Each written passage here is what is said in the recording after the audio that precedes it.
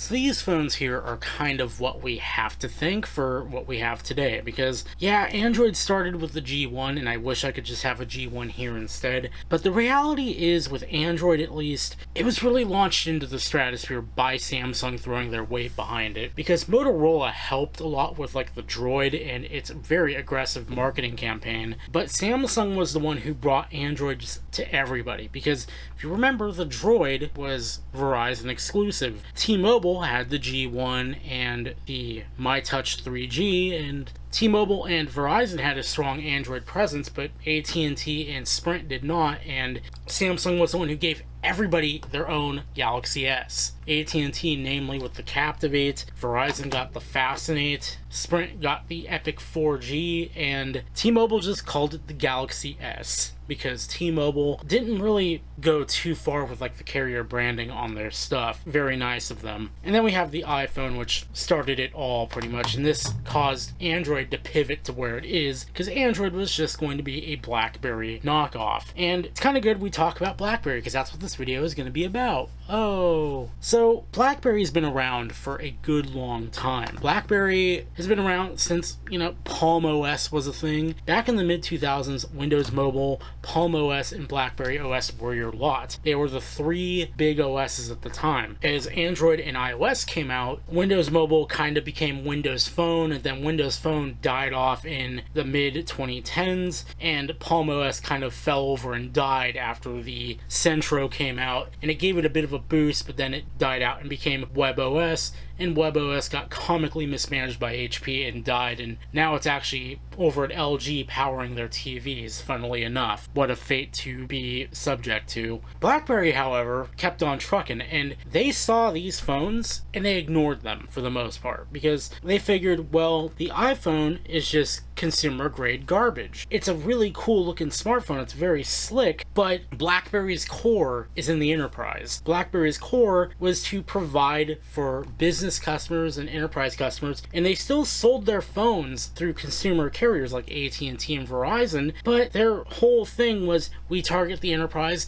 and if consumers want to buy our products, they can feel free to do so. But again, our focus is on the enterprise, and the UIs of their phones really did match that drive, because they are really, really complicated for the average layman. So I found out by actually using one a couple times, and I can appreciate the complicatedness of BlackBerries, but I can also understand that that's why they didn't catch on so much in the consumer sector. Or maybe it was because, Windows Mobile was actually more complicated. I don't remember. My brain is not functioning at this hour. So BlackBerry saw this and said, you know what? It's not going to come for enterprise. We're fine. They did what Microsoft did. Steve Ballmer famously laughed off the iPhone and said, we don't have to worry about it. It's fine. Well, with iPhone OS 2.0, Apple decided, you know what? We're going after the enterprise.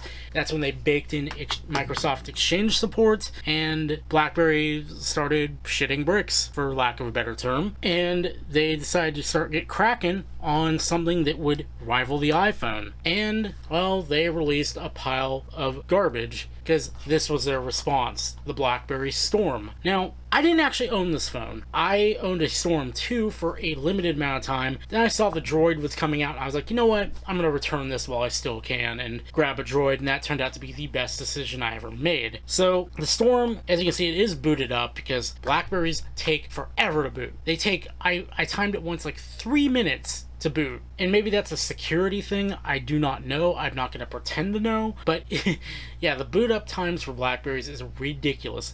But before the iPhone came along, BlackBerries were actually considered the gold standard of battery life, because I remember having mine, actually had a BlackBerry Curve before I got my Storm, and that thing lasted forever on its battery. I was so impressed with it. The only time that kind of faltered is when I got a BlackBerry Bold on AT&T, decided I wanted to try it out. It's a pretty cool little phone, and I'm actually on the lookout for one, so yeah. That phone didn't have the greatest battery life of the BlackBerries. Nonetheless, this was their response, and we're going to talk about why it failed, and we're going to go over the hardware of it. So before we get into the OS, which has helpfully put itself forward here, we're going to just talk about the externals. So around the side here we have this soft touch material, which unfortunately is suffering from rubber reversion, so it is pretty sticky and tacky, and I don't want to know what's going to happen to this when it gets worse, because I'm not sure it can be pulled off like it was on some other devices I've had this happen to.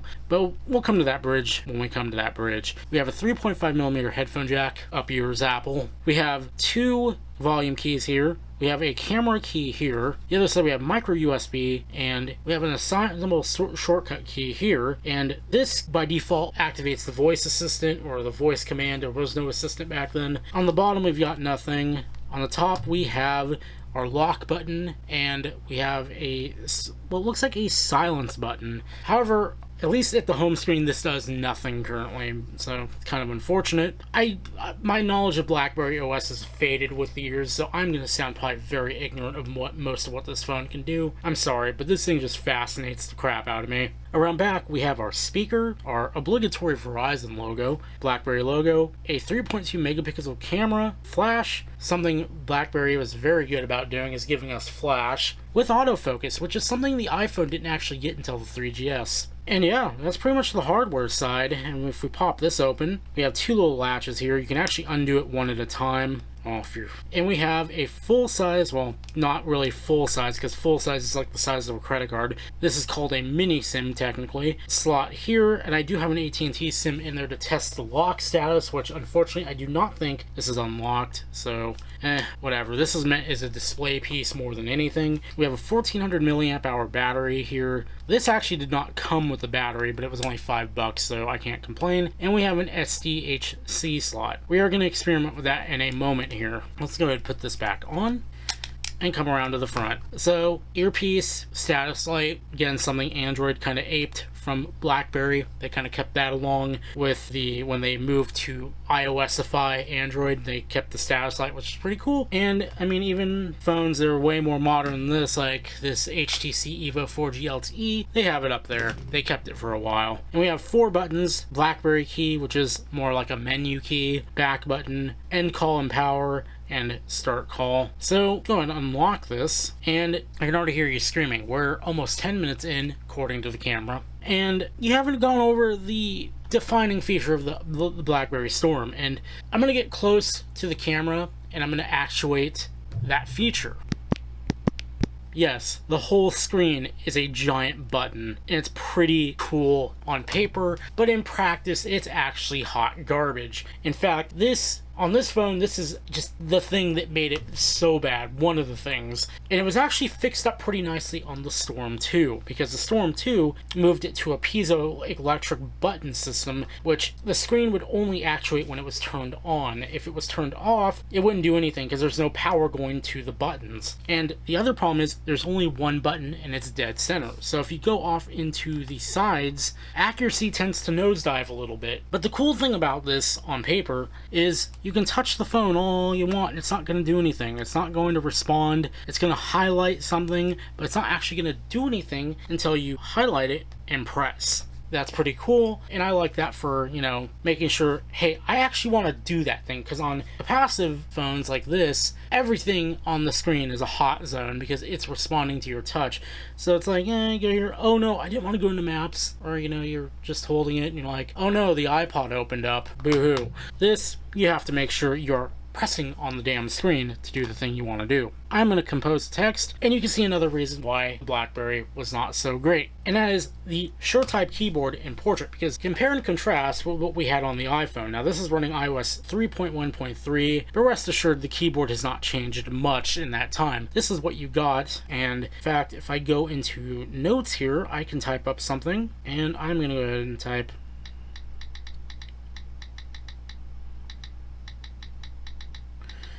It's kind of having a little bit of trouble keeping up with me.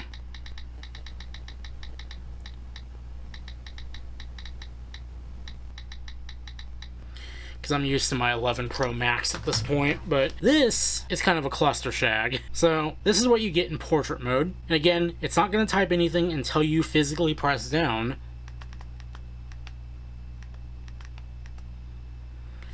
And the problem here is that for speed typists, this is bad because you have one button and you have to wait for the button to come back up before you can press it down again to type the next letter. So if you're typing really fast, it's just going to ignore you most of the time. And to get a full keyboard, we actually have to go sideways here, and there's our full keyboard. So I'm going to try, this is a test.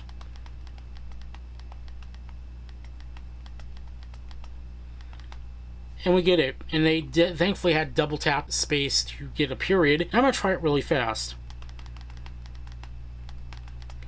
And you can see that the screen just locks up because, again, I have to wait for the button to come back up. And I do not remember, so if anybody out there who has owned a Storm 2 and has more recent knowledge of it can tell me, I do believe the Storm 2 had an option to where you didn't have to press down on the screen to get the keys to register, which was a very big point in its favor because, again, that button really puts a nice speed cap on how fast you can type. It's meant for accuracy, not speed, and it really sucks because, again, people who have their traditional keyboarded BlackBerries, they got stupid fast on those things. What really sucks is I was super fast on the Shure type keyboard because I once had a BlackBerry Pearl, actually a Pearl Flip, and that thing was awesome and I got super fast on it. This thing, I cannot type for crap on it because of just how it throttles you back so bad. And I don't actually remember having that much trouble on the Storm 2 either. So again, another flaw of just the center button there having to come up every time. The other problem is, as you can no doubt see, this is just using the UI from the traditional BlackBerries. So it's really, really choppy. It does not feel good at all. Whereas if I grab the iPhone over here, it's very fluid. I mean, we're still dropping frames, but for the most part, it's very fluid, just, you know, going through everything. If I go through iPod here, it doesn't feel like I'm losing the phone when I stroll around. This, it just janky as all hell. There's no inertia whatsoever. It just really feels like a poorly designed interface crafted onto a big screen device just to say, hey, look, we got something like the iPhone 2, look at us. And the interface is complicated because, like I said, it was not meant for a consumer to use, in my opinion. They tried to kind of aim down at the consumer with like the Pearl series, but OS itself is just so poorly designed for the layman that really the only reason BlackBerry was kind of a dominant player is because everything else sucked by comparison. So then you have this coming in and showing everybody, you know, things can be better. You don't have to deal with this compromised user interface. And one of the things too is like just something as basic as changing your ringtone can get really complicated. So I'm gonna go ahead, tap the screen to bring up the applications options, and we can just see there's just so much stuff here that we can look at, and just maps, host routing table, like what is all this stuff? It's just all around so much complicated stuff that doesn't need to be here for most consumers. So I want to change my ringtone. How do I do it? Theme? No. Status? No. It just all this stuff is super complicated and just really annoying to all around deal with. So that's really it for this video. I don't really think there's much more to be talked about here. Just this thing was considered a disastrous phone. It was considered a just all around flop because it was BlackBerry trying to go after the iPhone and it royally failed. However, I want to see this thing burn, and I don't mean physically burn, but I have this phone here and I've been kind of shopping around this SD card here, and even though these phones don't officially support it, phones being my Captivate and the Evo 4G LTE, they still work with a 128GB micro SD XC card. So I want to see what's going to happen if I try to drop it in here. It's going to just blow up and crash, or if it's actually going to, you know, do something. So let's see what happens. Just like that. Keep the back cover open.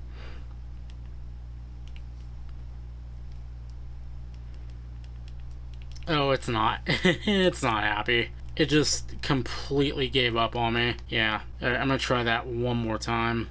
Yeah, it just freezes the phone. That's kind of funny, actually. Not gonna lie. But yeah, that's really it for this little video on the BlackBerry Storm. the original Storm. What's also kind of unfortunate, though, in conclusion, is I do know this thing has another software update out there for 5.0. I can't seem to figure out how to get it to work because the links to the official updates are lost to time. They were hosted by Verizon, and because if we go here, go down to Manage Connections, there's no Wi-Fi. Yeah, in 2008, even this had Wi-Fi. This doesn't have any Wi-Fi. You were supposed to use Verizon for absolutely everything.